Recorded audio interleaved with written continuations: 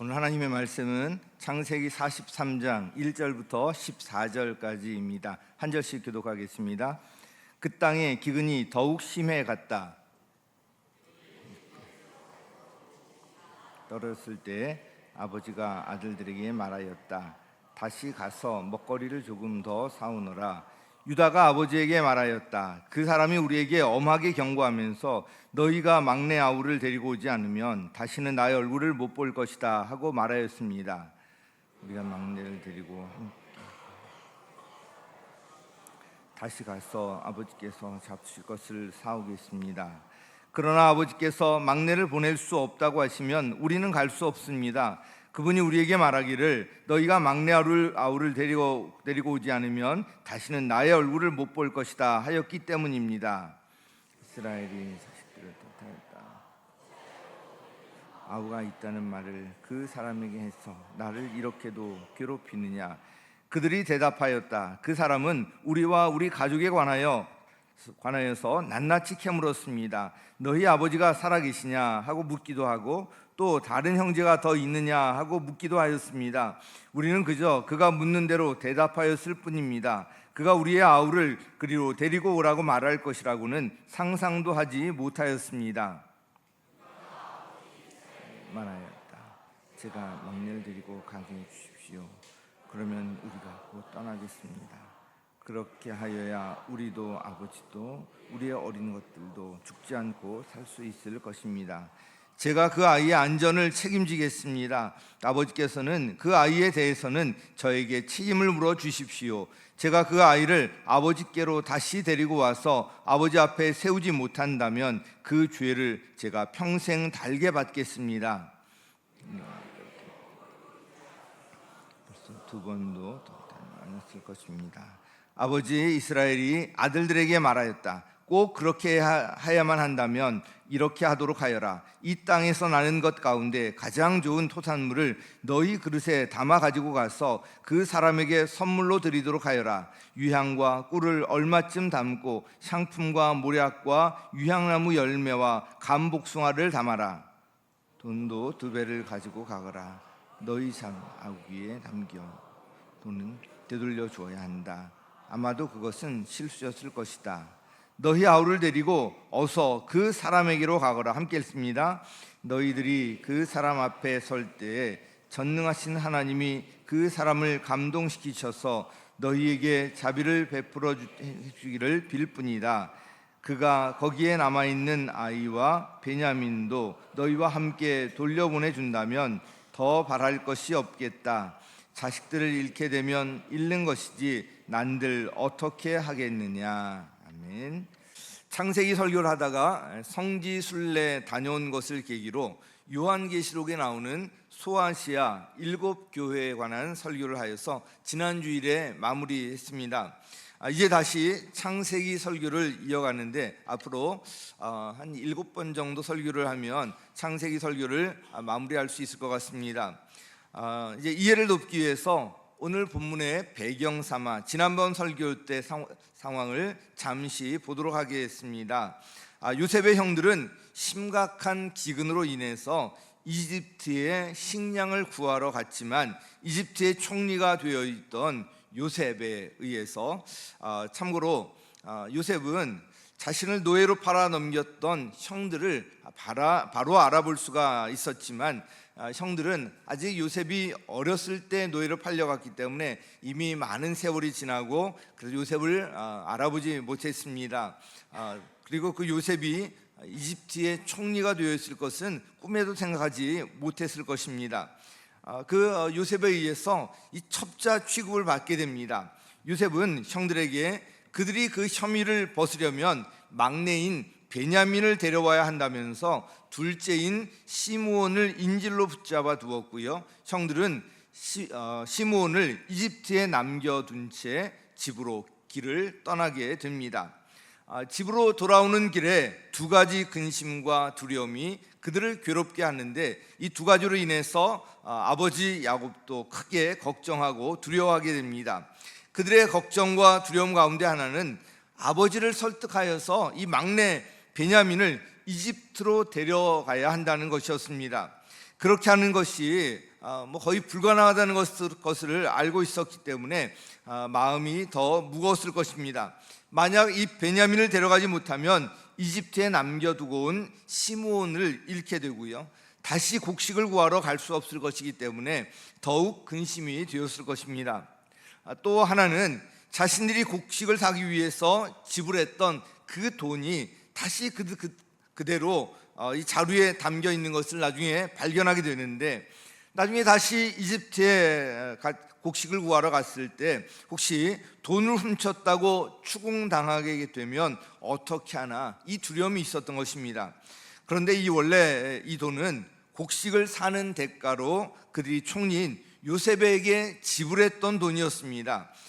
그런데 그 돈이 자루에 그대로 들어있으니 크게 놀랐던 것입니다. 그런데 사실 이 돈은 요셉이 형들을 위해서 자루에 다시 넣도록 지시해서 자루에 넣어져 있었던 것이었는데요, 형들은 이 사실을 모르고 있었던 것입니다. 이제 그들의 결백을 입증하고 인질로 잡혀있던 시므온을 다시 데려오고 다시 식량을 사올 수 있는 유일한 길은 막내를 데리고 이집트로 다시 가는 것뿐이었습니다. 이에 맏아들 맞은 루벤이 나서서 아버지를 설득합니다. 그러나 루벤의 이 간절한 설득에도 불구하고 아버지 야곱은 베냐민을 보낼 수 없다고 완강한 태도를 보입니다. 그 42장 마지막 쯤의 본문인 42장 38절 함께 읽습니다. 시작.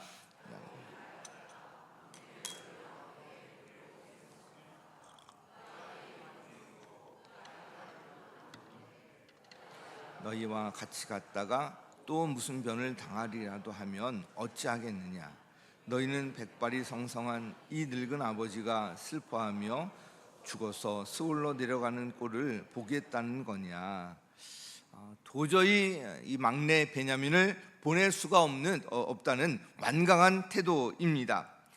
야곱이 이렇게 베냐민을 데려가는 것을 허락하지 않았기 때문에 그들은 식량을 구하러 다시 이집트로 갈 수가 없었고요, 이집트에서 가져온 식량으로 최대한 기근을 견뎌내야 했습니다. 그런데 오늘 본문 1절에 나와 있는 것처럼 그 기근이 더욱 심해졌고요, 이집트에서 가져온 곡식이 다 떨어지게 되었습니다. 베냐민을 보낼 수 없다는 야곱이 그의 이 생각을 내려놓지 않는 한 그들에게는 더 이상 살 길이 없었습니다. 자, 그들은 어떻게 되었을까요? 결론적으로 설교 제목에 나와 있는 것처럼 아버지 야곱은 마침내 자신의 생각을 내려놓았고요, 이에 형들은 막내 베냐민을 데리고 곡식을 구하기 위해 이집트로 다시 떠나게 됩니다. 야곱이 자신의 생각을 내려놓기까지의 과정을 통해서 하나님께서 우리에게 주시는 메시지가 무엇인지 살펴보고요, 자신의 생각을 내려놓았을 때 어떤 일이 일어나게 되는지 본문을 중심으로 함께 살펴보도록 하겠습니다. 그 첫 번째는 막내를 데리고 가게 해 주십시오. 우리 같이 읽죠. 시작. 네, 이 바로 이 설득이에요. 이 설득을 통해서 또 하나님께 열매를 주시는데요, 1절 2절 말씀 다시 한번 읽겠습니다. 시작. 그 땅의 기근이 더욱 심해 갔다. 그들이 이집트에서 가지고 온 곡식이 다 떨어졌을 때 아버지가 아들들에게 말하였다.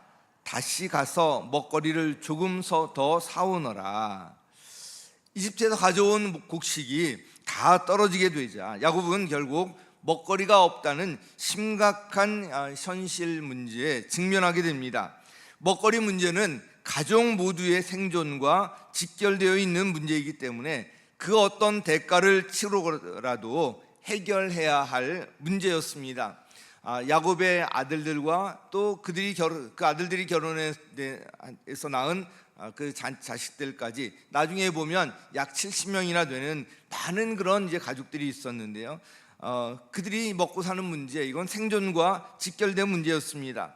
그래서 아들들에게 다시 이집트로 가서 먹거리를 더 사오라고 말합니다. 그러나 아들들이 이집트로 다시 가려면 막내 베냐민을 반드시 함께 데려가야 한다는 이것이 문제였습니다. 자신이 그렇게도 사랑했던 아내 라헬, 딸이 일찍 이제 죽었잖아요. 그 라헬이 낳은 두 아들이 있었습니다. 누굽니까? 요셉과 베냐민. 요셉은 어떻게 됐어요? 이집트의 노예로 팔려갔는데 아버지 야곱은 그 요셉이 죽은 줄로만 알고 있었습니다. 이제 남은 하나가 베냐민이었는데 그렇게 사랑했던 아내 라헬을 통해서 낳은 이제 막내 하나 남은 베냐민 하나 남았는데 그를 이집트에 보낸다는 것, 이거는 정말 쉽지 않은 일이었습니다. 자신의 분신과도 같은 그런 베냐민이었는데 만약에 그를 이집트에 보낸다면 이것은 죽음보다 더한 고통이었을 것입니다. 그렇다고 그대로 앉아서 굶어 죽을 수도 없는 일이었습니다. 가족을 책임져야 할 야곱은 이러지도 저러지도 못하는 큰 문제 상황에 봉착했던 것입니다. 이미 맞이인 루벤이 만일 베냐민을 이집트로 데려갔다가 다시 데려오지 못한다면 자신의 두 아들을 죽여도 좋다고까지 하면서 아버지 야곱을 간절히 설득해 보았지만 아버지의 그 완강함의 벽을 넘지 못한 터였습니다. 맞이인 루벤의 간절한 설득에도 불구하고 야곱이 조금도 꿈쩍하지 않았던 터라 아버지는 아무리 이야기해도 소용없어 이렇게 하면서 모두 자포자기하는 마음이었을 것입니다. 그러나 넷째인 유다는 달랐습니다. 그는 용기를 내어서 아버지 야곱을 다시 설득합니다. 3절 같이 읽겠습니다. 시작. 그 사람이 우리에게 엄하게 경고하면서 너희가 막내 아루를 데리고 오지 않으면 다시는 나의 얼굴을 못 볼 것이다 하고 말하였습니다. 유다는 만일 베냐민을 보내지 않으면 자신들도 이집트에 갈 수 없다고 말하면서 아버지를 다시 설득합니다. 상황을 보면 곡식이 다 떨어지고요, 가족 모두의 생존이 달린 문제였기 때문에 야곱이 이 자신의 생각을 내려놓아야만 하는 그런 상황이었습니다. 그런 상황에서 유다가 계속해서 아버지 야곱을 설득합니다. 8절 같이 읽습니다. 시작. 말하였다. 제가 막내를 데리고 가게 해 주십시오. 그러면 우리가 곧 떠나겠습니다. 그렇게 하여야 우리도 아버지도 우리의 어린 것들도 죽지 않고 살 수 있을 것입니다. 생존이 달려있는 문제였습니다. 야곱 가족 모두 살 수 있는 유일한 길은 베냐민을 데리고 가는 길 외에는 없다는 것을 이야기하면서 유다는 아버지 야곱을 간절하게 다시 설득했던 것입니다. 오늘 본문에는 루벤에 이어서 유다가 아버지 야곱을 설득하는 과정이 길게 기록되어 있는데요, 여기에 중요한 메시지가 담겨 있습니다. 사람들은 자신의 생각이나 주장이 옳다고 생각하면 상대방의 입장이나 생각에 대한 고려 없이 밀어붙이려는 성향이 있습니다. 결과를 얻어내는 것에만 집착하다 보니까 아무리 옳은 일이라도 공동체가 하나가 되지 못하고요, 서로 간에 마음이 상하고 심지어는 공동체가 깨어지는 일까지 생기게 됩니다. 오늘 간증에서도 나왔지만 부부관계도 그렇고요, 부모와 자녀 관계도 마찬가지고 직장에서도 마찬가지입니다. 교회 우리 사역 가운데도 마찬가지예요. 목장이나 교회 각 부서 다 마찬가지입니다. 그래서 그것이 아무리 옳은 일이고 그 일의 진행이 좀 더디더라도 공동체 안에서는 설득의 과정이 반드시 필요합니다. 그리고 이를 위한 인내와 기다림이 있어야 합니다. 사실 이렇게 하는 것이 저도 참 쉽지 않습니다. 그러나 그럼에도 불구하고 우리가 노력하고 도전해야 하는 것입니다. 한편 이 설득의 상대방 입장에서도 보면 무조건 반대하는 것이 아니라 그의 말에 경청하고 존중하는 것이 필요합니다. 이런 성숙한 설득의 과정을 통해서 공동체가 하나가 될 수가 있고요, 그 안에서 좋은 열매를 맺을 수가 있는 것입니다. 첫 번째, 오늘 본문에서 기억해야 될 것이 바로 이 설득의 과정이고요, 두 번째는요, 우리 베냐민에 대해서 책임을 물어달라는 것인데요. 자, 같이 시작. 베냐민에 대해서는 저에게 책임을 물어 주십시오. 자, 이 책임과 그 책임 있게 행동하는 것을 보는 신뢰의 그런 이제 문제입니다. 앞에 42장 37절에 보면 루벤이 아버지에게 이야기합니다. 제가 베냐민을 다시 아버지에게로 데리고 오지 못한다면 저의 두 아들을 죽이셔도 좋습니다. 얼마나 간절하면 이렇게까지 이야기를 했겠습니까?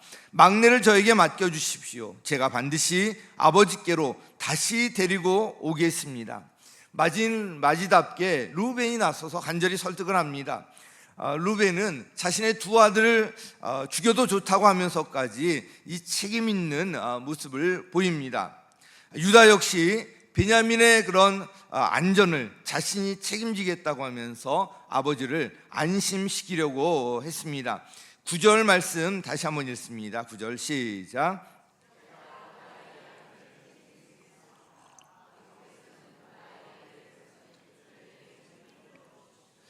제가 그 아이를 아버지께로 다시 데리고 와서 아버지 앞에 세우지 못한다면 그 죄를 제가 평생 달게 받겠습니다.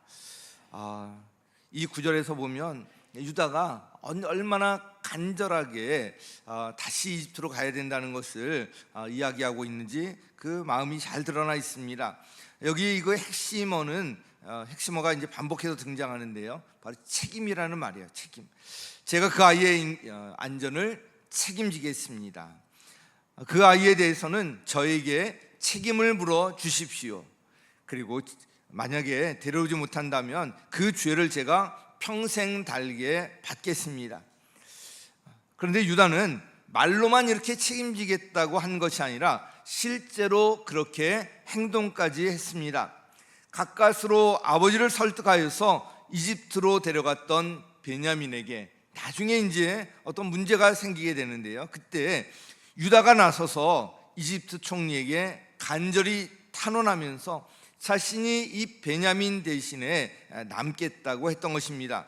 창세기 44장에 보면 은잔이 없어진 사건으로 인해서 베냐민이 이집트의 종으로 남아야 할 그런 상황이 되었을 때 바로 유다가 베냐민을 위해서 탄원하는 장면이 44장 18절 이하에 길게 기록되어 있는데요.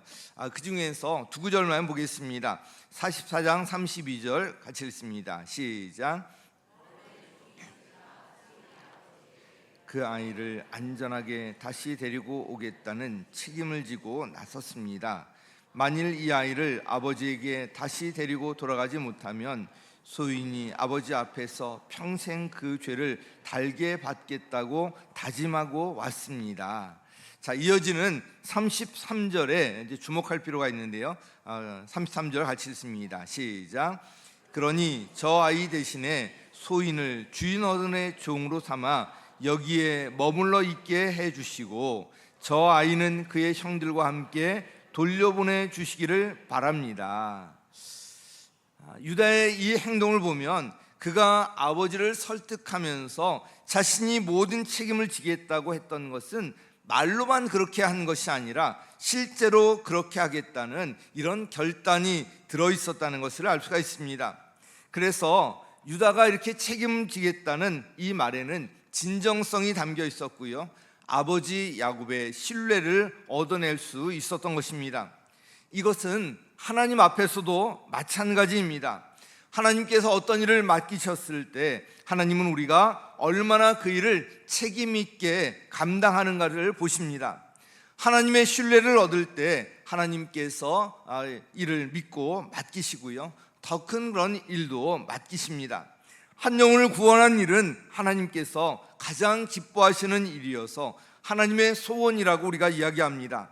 그런데 하나님께서는 그 영혼을 아무에게나 맡기지 않으십니다. 맡길 만한 교회, 맡길 만한 목장에 맡기십니다. 한 영혼의 구원을 위해서 기도하고 섬기며 최선을 다하는 책임감 있는 모습을 보일 때 그 목장에 영혼을 맡기십니다. 영혼을 구원하여서 예수님의 제자로 세우는 일에 에너지를 집중하는 그 교회에 영혼을 보내시고 맡기시는 것입니다. 요즘 목장 탐방을 하면서 얼마나 감사한지요. 어느 이제 그 목자님 댁에 방문을 했는데 상을 펴고 6명이 둘러앉으면 지나갈 통로가 없는 그런 좁은 거실이었어요.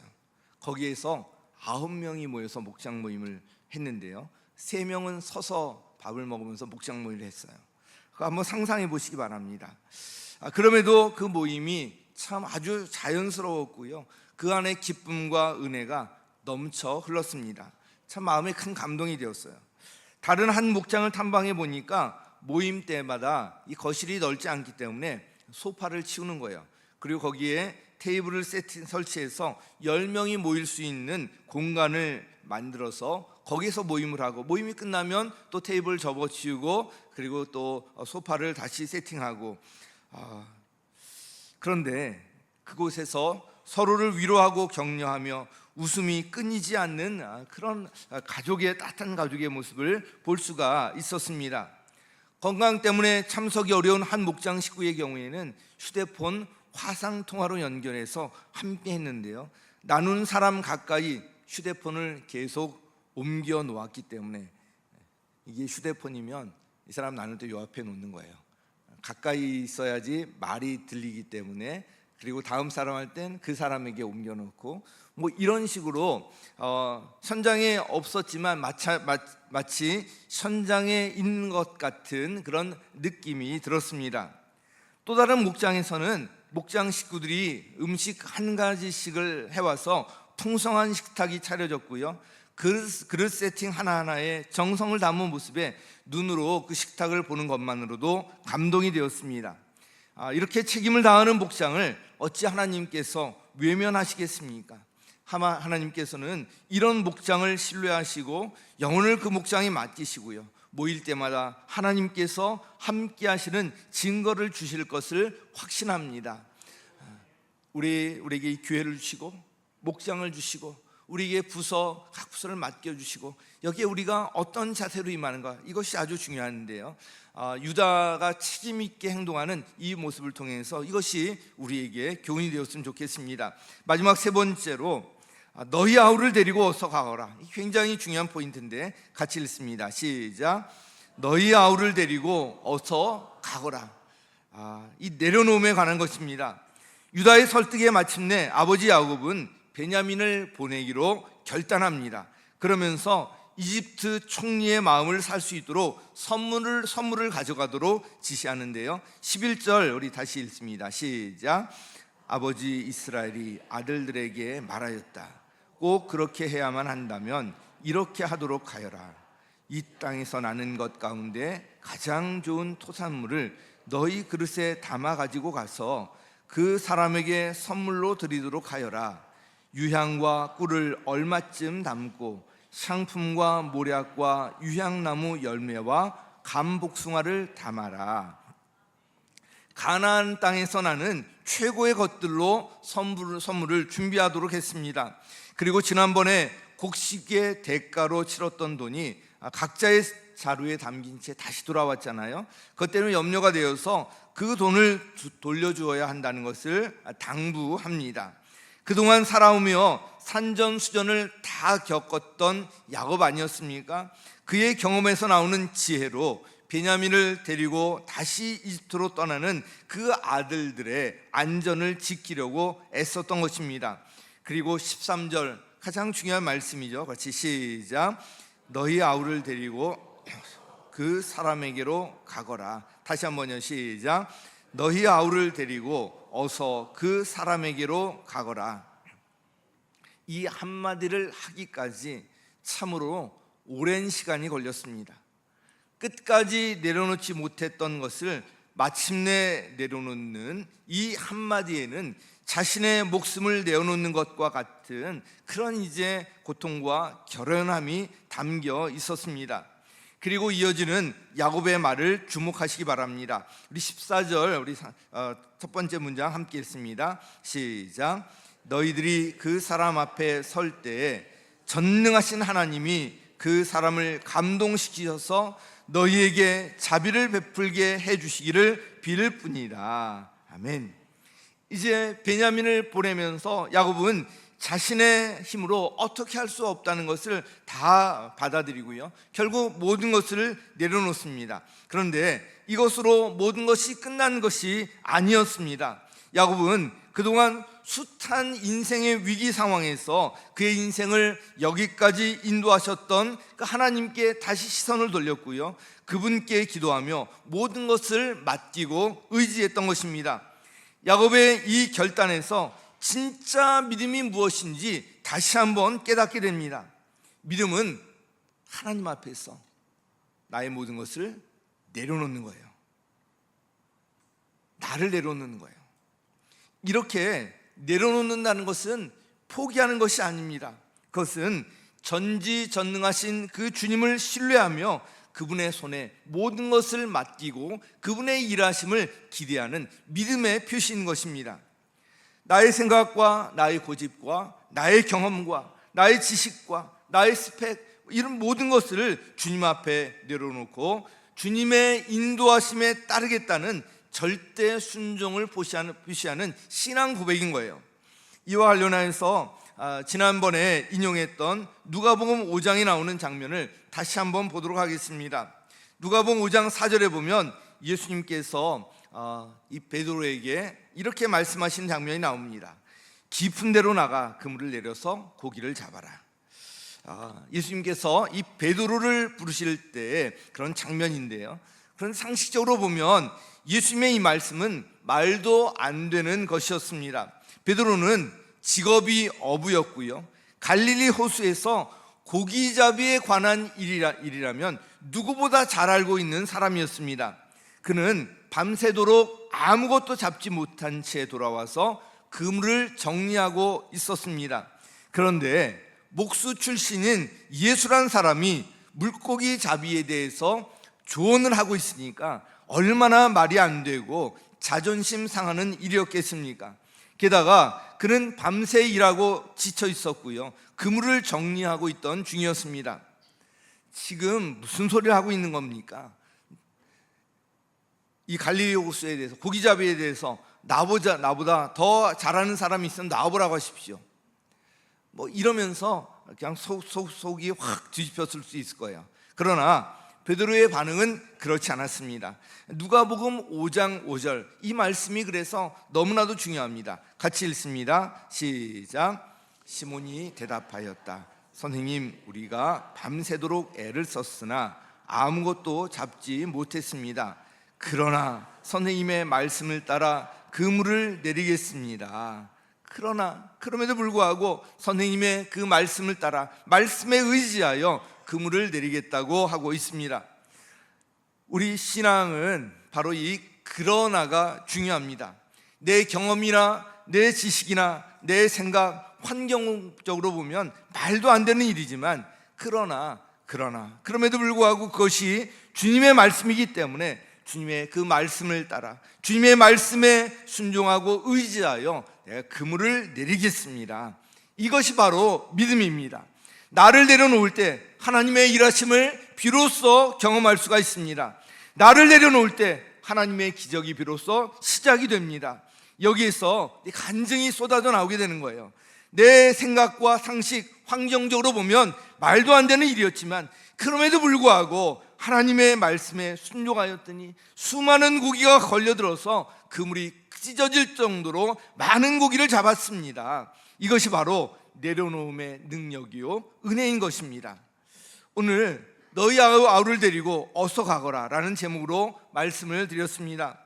짧은 한 문장이지만 이 결단은 가족 모두의 생명을 살리는 그런 굉장한 결단이었습니다. 그런데 이 결단을 하기까지 결코 쉽지 않았습니다. 그 결단을 이끌어내기까지 끈질긴 설득이 있었고요, 희생을 각오한 그 책임이 뒷받침되었습니다. 다시 한번 정리하면, 첫 번째로 막내를 데리고 가게 해 주십시오. 이 끈질긴 설득 가운데 이제 열매를 맺게 되는데요, 공동체는 옳은 방향으로 가야 하는 거 맞습니다. 그러나 옳은 방향이라고 하더라도 이 설득하는 과정이 꼭 필요합니다. 가정이나 직장이나 목장과 교회, 각 부서 등 이 공동체가 함께하기 위해서 설득의 과정이 필요한 거예요. 설득하는 과정에서 인내와 기다림이 필요하겠지만 선한 열매를 맺기 위해서 꼭 필요한 과정입니다. 두 번째로는 베냐민에 대해서는 저에게 책임을 물어주십시오. 이 책임 있는 그런 행동이에요. 어떤 일을 맡았을 때, 어떤 일을 담당했을 때 적어도 내가 성도로서, 내가 목자, 목녀로서, 목원으로서 책임 있는 행동을 하는 거예요. 이럴 때 주님께서 신뢰하시고 그 공동체를 축복하시는 것입니다. 책임 있는 모습을 보일 때 신뢰할 수가 있습니다. 이 관계에서 신뢰는 바로 책임 있는 행동 가운데에서 나오게 됩니다. 특히 희생을 각오한 책임의식에서 능력이 나오게 됩니다. 왜냐하면 하나님께서 그런 리더, 그런 성도를 신뢰하시고 도우시기 때문에 그렇습니다. 마지막 세 번째로 너희 아우를 데리고 어서 가거라. 이 내려놓음인데요, 이 내려놓을 때 하나님의 일하심을 경험할 수가 있습니다. 야곱이 이렇게 내려놓기까지 결코 쉽지 않았습니다. 그러나 내려놓지 않고서는 하나님께서 일하실 틈이 없습니다. 내려놓을 때 비로소 하나님의 일하심을 경험할 수가 있습니다. 사랑하는 성도 여러분, 야곱이 베냐민을 보낼 수 없다고 한 것처럼 이것만은 안 된다고 생각하는 것 누구에게나 있을 것입니다. 그런데 그 어떤 것도 하나님보다 더 중요시되거나 우선시되어서는 안 됩니다. 하나님께서 내려놓으라고 하시면 모두 내려놓아야 하는 것입니다. 그럴 때 하나님의 일하심을 경험할 수가 있고요, 그 과정에서 우리의 신앙도 성장하게 되는 것입니다. 주님, 내려놓습니다. 이해가 되지 않지만 내려놓습니다. 상황과 환경이 안 되지만 주님의 말씀에 의지하여 내려놓습니다. 이 고백의 결단이 저와 여러분에게 있기를, 또 그래서 주님께서 함께 하시는 증거, 복과 은혜가 삶 속에 넘쳐 흐르기를 예수님의 이름으로 간절히 축원합니다.